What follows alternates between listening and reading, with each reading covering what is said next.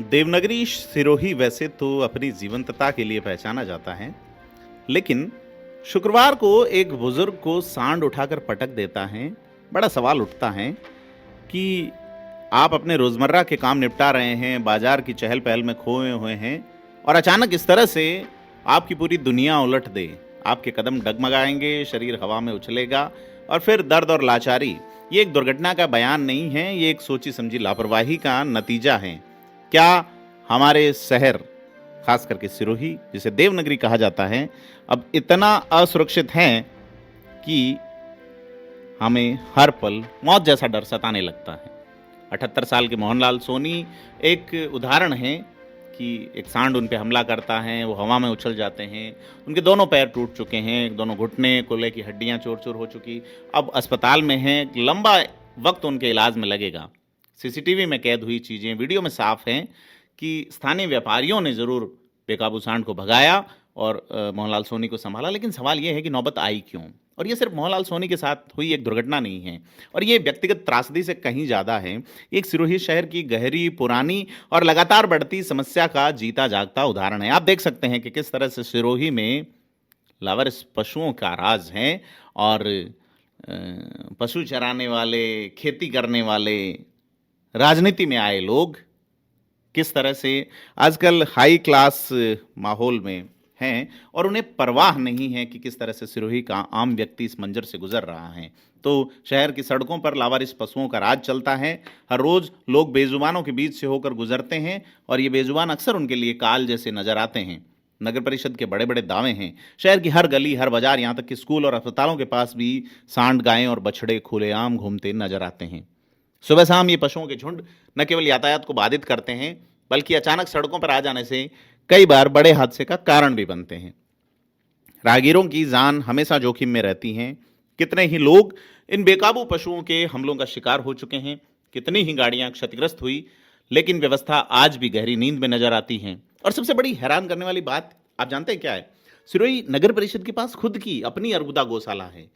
500 बीघा से ज्यादा की बेशकीमती जमीन, सरकारी जमीन पर बनी एक गौशाला कर क्या रही? क्या अस्तित्व केवल कागजों पे है या सिर्फ रुपयों में जो किसी की जेबों में भरे जा रहे हैं? इतनी विशाल जगह, इतने संसाधन, लाखों करोड़ों का बजट होगा, फिर भी सड़क पर पशुओं का आतंक है। सिरोही नगर परिषद के पास क्या सुविधाएं नहीं, क्या बजट नहीं, फिर भी लावारिस पशु सड़कों से नहीं हट रहे। यहाँ से कुछ किलोमीटर दूर ही वो इलाका है जहाँ के पशुपालन मंत्री है सुमेरपुर, गोपालन मंत्री रह चुके ओटाराम देवासी जो यहाँ के विधायक हैं। इन सभी की कार्यशैली पे एक बड़ा सवाल है, उनकी जवाबदेहिता का एक सवाल है कि ये संसाधन कागजों से बाहर कब आएंगे, इस्तेमाल होंगे या नहीं, नागरिकों की सुरक्षा सुनिश्चित होगी या नहीं। स्थानीय नागरिक तो कई बार शिकायत कर चुके हैं, गुहार लगा चुके हैं, नतीजा आप देख सकते हैं। और खानापूर्ति के तौर पर इक्का दुक्का पशु हटाए जाते हैं और फिर वही सांड, वही झुंड कुछ समय बाद सड़कों पर वापस हैं। क्या कोई मजाक है? क्या प्रशासन लोगों की जान से खेल रहा है? ऐसा लगता है मानो नागरिक सिर्फ शिकायतें करते रहे हैं और अधिकारी सिर्फ आश्वासन देते रहे। अब इसी लापरवाही की कीमत मोहनलाल सोनी जैसे बेकसूर नागरिक चुका रहे हैं। शहर के सामाजिक कार्यकर्ता अगर आर पार की लड़ाई के मूड में आते भी हैं तो सुनते नहीं है कोई। तो कुल मिला के नगर परिषद अब क्या करता है देखने वाली बात होगी, लेकिन देखा भी जाना चाहिए कि अर्बुदा गौशाला का संचालन कैसे हो सकता है, कैसे हो रहा है, कितने पशु हैं, बजट कैसे आ रहा है, कहाँ जा रहा है, क्या व्यवस्थाएं वाकई दुरुस्त हैं? हालात देखकर लगता तो नहीं।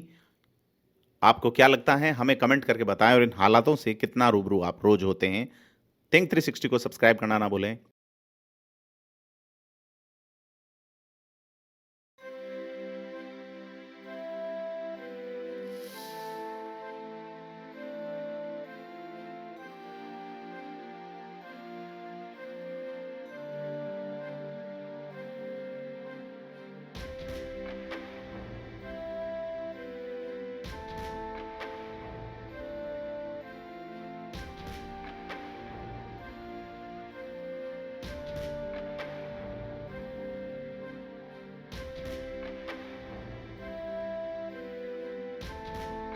क्या नाम है उसका?